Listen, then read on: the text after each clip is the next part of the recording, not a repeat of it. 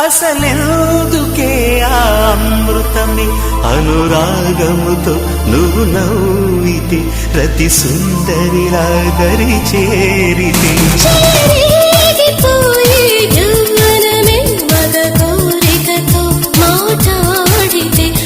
చూపులతో తాకితే నేను నేను ఆని తేలి సోలిపోని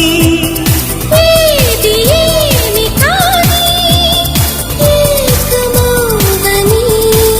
రామరి నా చెలి ఓ ప్రేమ